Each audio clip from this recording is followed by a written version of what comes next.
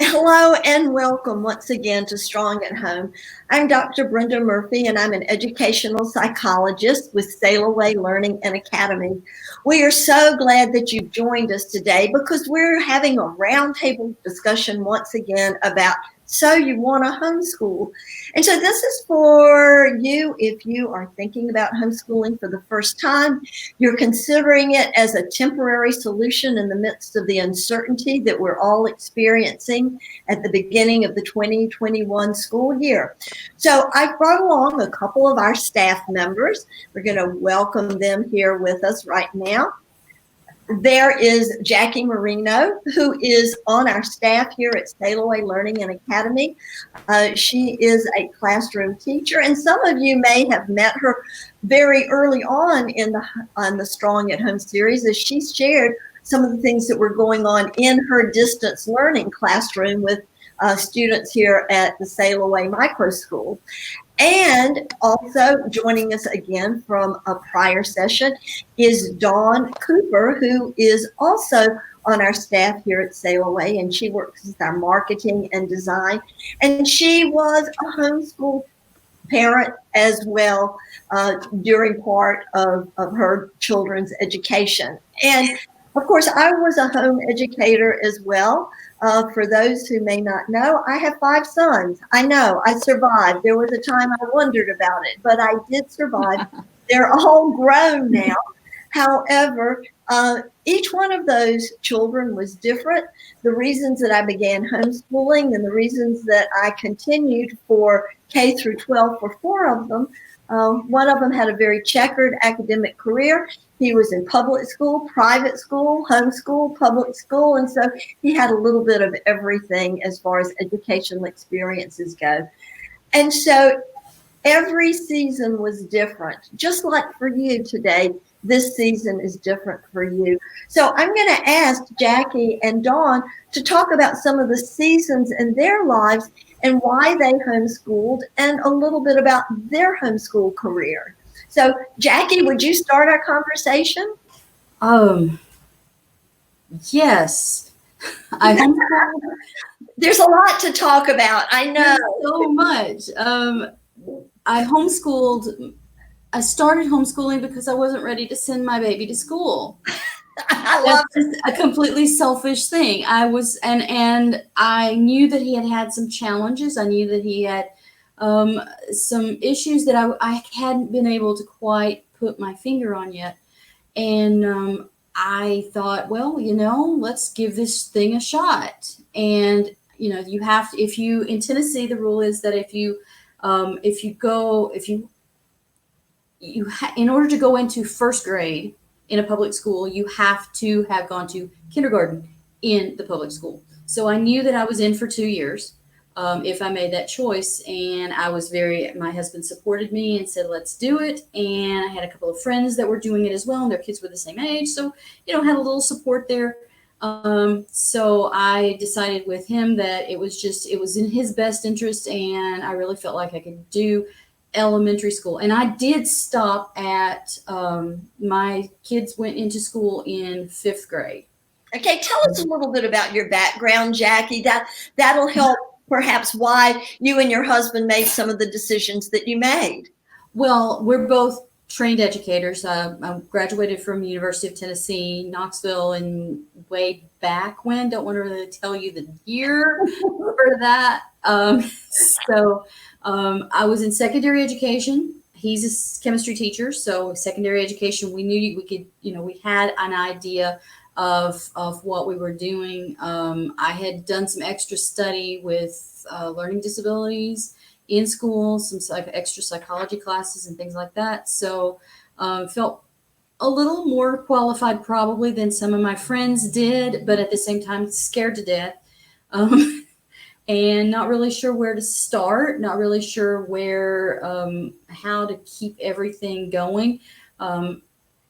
You don't have to do as much time as you do in a traditional elementary school. So how are you going to get everything in? Once I got into it, I realized you don't need all the extra time because you can get through things a lot faster. You're covering a lot more material in a shorter period of time because you're teaching to their style of learning, and so that makes it a little bit easier.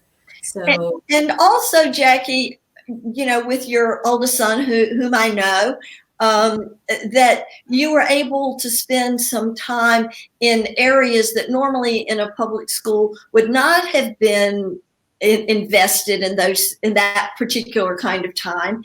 And you hinted at that you thought he may have some learning issues because of different things. You hinted at that. And so in that you had that background and you knew he had the learning issues, does that mean that you were able to invest time in the kinds of activities that would strengthen the learning foundation and the ground on which to put academic subjects? absolutely. My older son had auditory processing problems and short-term memory problems. So for him, anything that was spoken, anything he heard, he had to hear it so many times to get it into his memory. And so we were able to do, for him, we did a lot more visual stuff, a lot more writing stuff. He was able to do that. Now, my younger son was the opposite. I was ready. When my younger son came, I'm ready to do this. And then I found out he has vision processing problems. His auditory's great. So everything he heard, he remembered immediately, but reading and writing, his dysgraphia as well. So that made my younger son a lot more challenging because those are so very different in the way that they learned and the way that I had to learn to teach them. So it was very challenging, but to teach to the way they learned was just it was a privilege because both of them, when they went into public school in fifth grade, they were ready. Well, fourth grade. Anyway, they were ready and they were on grade level and they were reading and they were doing grade level work. Actually, they were doing above grade level work because they're really great kids. But really bright kids, and it may not have had an opportunity to show that. They really wouldn't have, especially both of them have ADD. That's a challenge. I'm ADD too. We all are. But that would have put them in a different category. There could have been some issues with, they may have been sent to classes for resource classes and those kind of things. And they don't really teach to the style of learning. And I was able to do coping, ways that because of this, you need this tool for your own learning. And they've been able to keep that. They've been able to keep doing those kinds of things. And so both of them graduated from high school, Oak Ridge High School, with honors. So, they did really well. And they still are doing well. And Dawn, you're just sitting there. I am afraid we have just talked and talked. I feel free to just jump in there because you have a different perspective. Both you and Jackie were professional women. You had both really trained to have professions where not so much me. I did, but it wasn't such an overarching and important thing. And so many of the families that are trying to make a decision to homeschool now are professionals, are individuals whose career, if not a career, their jobs are very important to them, both for them personally as well as for their family situation. So maybe you can speak a little bit into that about how we can homeschool, or can we? Is that something, as parents who are facing that situation, that is a huge area to consider. So what are some of the areas as women who train to be professionals you have to think about when making a decision to homeschool? Well, with me, as I said yesterday, we kind of were thrown into homeschooling and just jumped in the deep end of the pool because of my daughter has had some issues, some medical issues, some learning issues stemming out of those health issues that caused her to not really fit in a traditional classroom setting anymore. It just wasn't working. And So I had to do homeschool, or I was going to have to put her in a public school setting, which I did not feel would work any better because she wasn't wasn't thriving in a private school setting, and I felt like, and also talked to friends of mine that were in the public school setting who were educators there and also involved in special education in public school, and they said she really is probably not going to get what she needs there.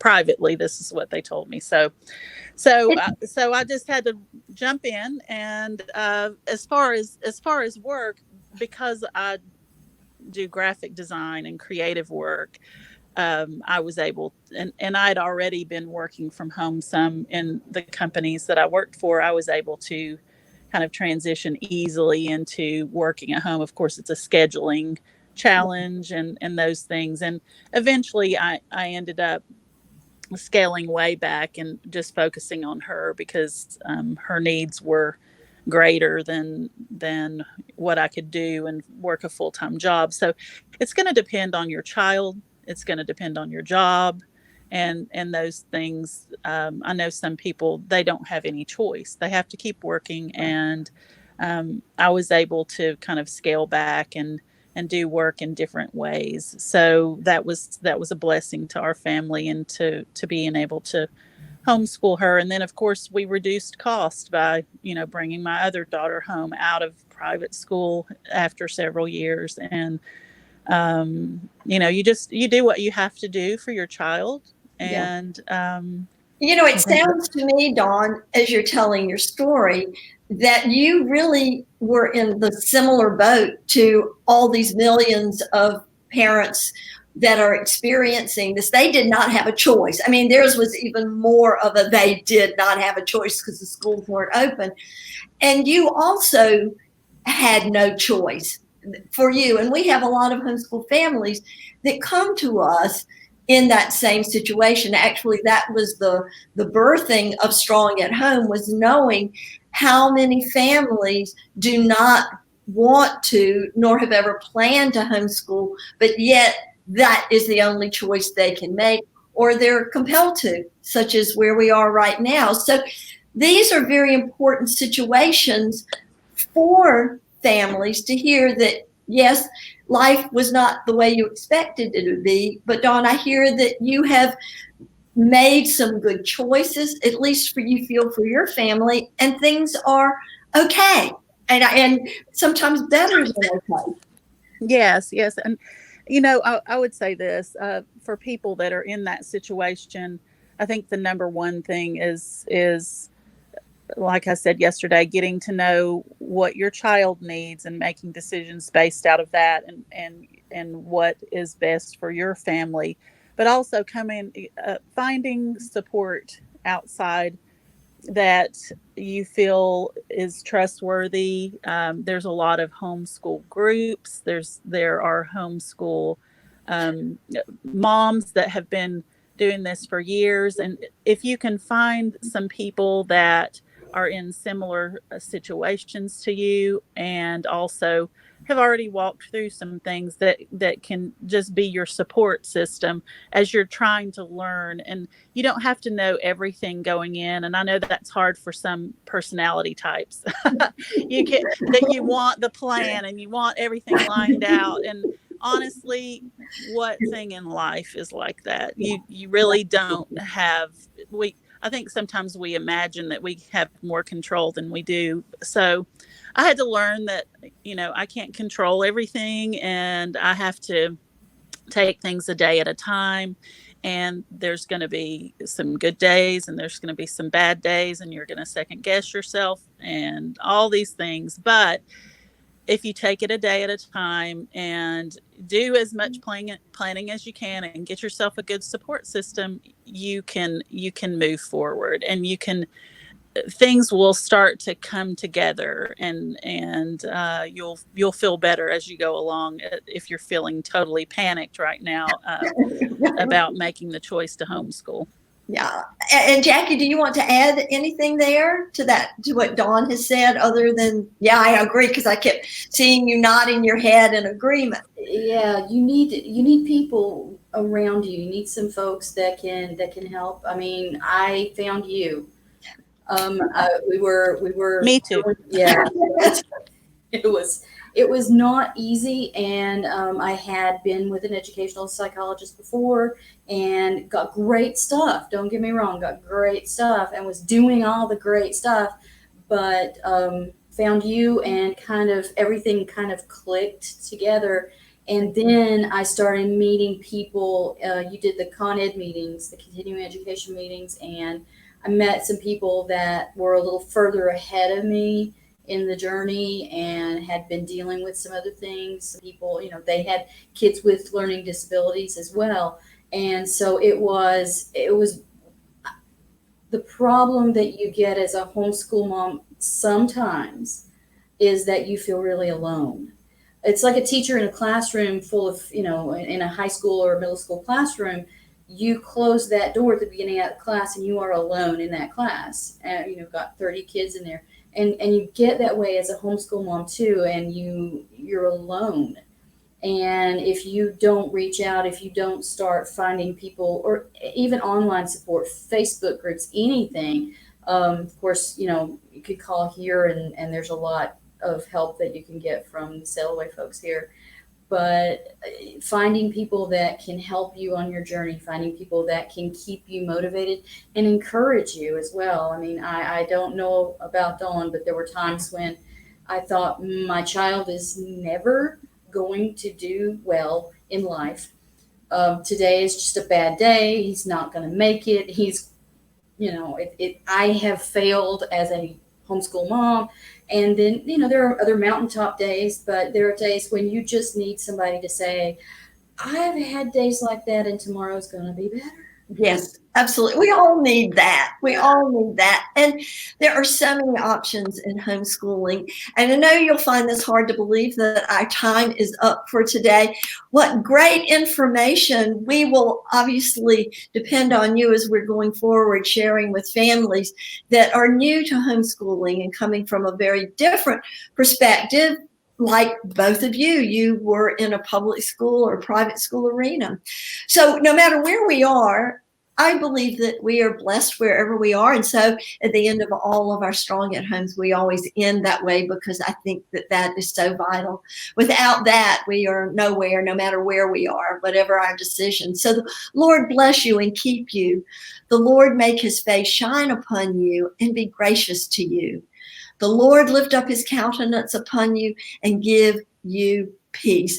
Peace to you, Jackie and Dawn. Thank you so much for sharing your stories with us. Have a good one. Thank you. Bye-bye.